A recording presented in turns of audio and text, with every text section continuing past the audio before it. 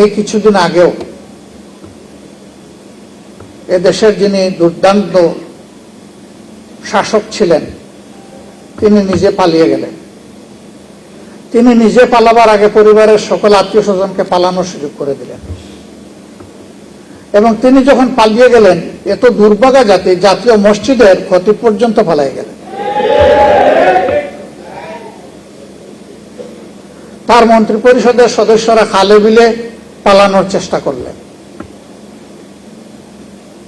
দুনিয়ায় মানুষের আশ্রয়ের দুটি জায়গা, অসুস্থ হলে হাসপাতাল, নির্যাতিত হলে বিচার বিভাগ। সেই বিচার বিভাগের সর্বোচ্চ স্তর হচ্ছে আপিলেট ডিভিশন। সেই ডিভিশনের একজন বিচারপতি পালাতে গিয়ে কলাপাতার উপরে ঘুমালেন। 90 মুসলমানের দেশে অমানবিকভাবে আয়নাঘর তৈরি করা হলো। জুলাই জাদুঘর, স্মৃতি জাদুঘর যারা দেখেছেন তারা তার দামি রূপটা দেখতে পাবেন। বাস্তব রূপ ছিল তার চাইতেও কঠিন। কবরের সাইজের একটা ঘর, সেই ঘরের মধ্যে তার ঘুমানো, শোয়া, বসা, নামাজ আদায় করা, গোসল, খাওয়া, সবকিছু, পেশাব পায়খানা ওইখানেই। এখান থেকে কাউকে বের হতে দেওয়া হতো না। এখানে তার দামি কিছু প্রেজেন্টেশন রাখা হয়েছে। আমি মনে করি যারা সচেতন নাগরিক তাদের প্রত্যেকের এই জাদুঘর ভিজিট করা উচিত। কিন্তু দুর্ভাগ্য, অন্তর্বর্তীকালীন সরকারের সময় জাতির দুঃখের ঘটনাগুলোকে এখানে তুলে ধরা হয়েছিল। বিশেষ একটি দেশকে, রাষ্ট্রকে খুশি করার জন্য তার অনেক উপাদান এখান থেকে গায়েব করে দেওয়া হয়েছে। এখানে 47 সাল বা 46 সাল থেকে শুরু করে অনেকগুলা রাজনৈতিক সাংস্কৃতিক পরিবর্তনে যারা পুরোদা ব্যক্তিত্ব ছিলেন তাদেরকে তুলে আনা হয়েছিল।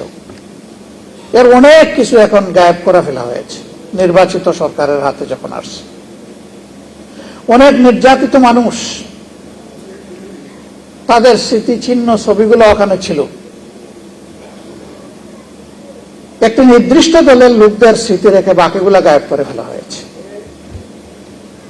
আপনারা সেই সময় ইসলামী ছাত্র শিবিরের কেন্দ্রীয় সভাপতি দেলোয়ার হোসেনের কথা জানেন,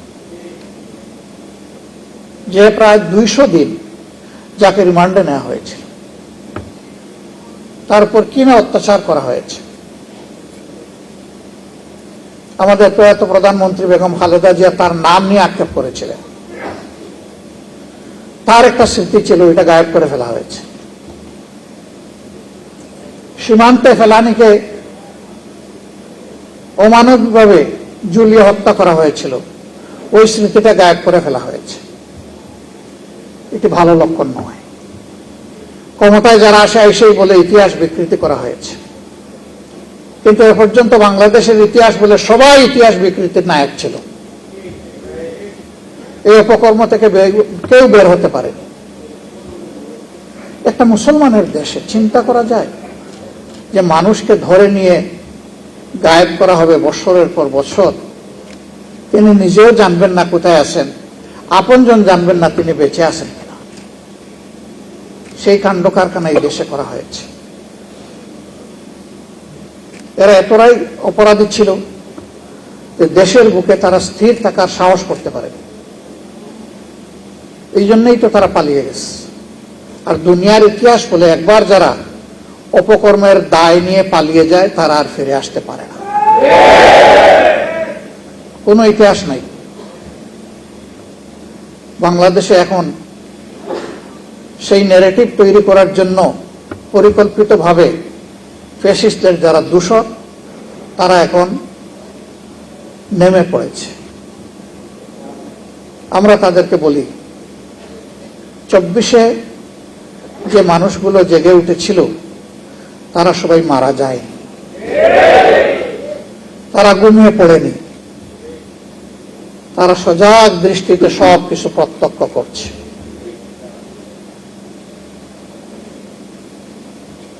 মূল যুদ্ধের আগে বাহিনী তৈরি হয়, তাদের কসরত করতে হয়, রিহার্সেল দিতে হয়। এরা যেন 24-কে ফাইনাল যুদ্ধ মনে না করে।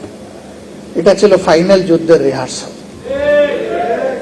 কারণ 24-এর পরে আমরা মনে করেছিলাম ফেসিবাদের যে পঙ্কিলতা, যে ময়লা, যে আবর্জনা যুগ যুগ ধরে তৈরি হয়েছিল তা এখন পরিষ্কার হয়ে যাবে।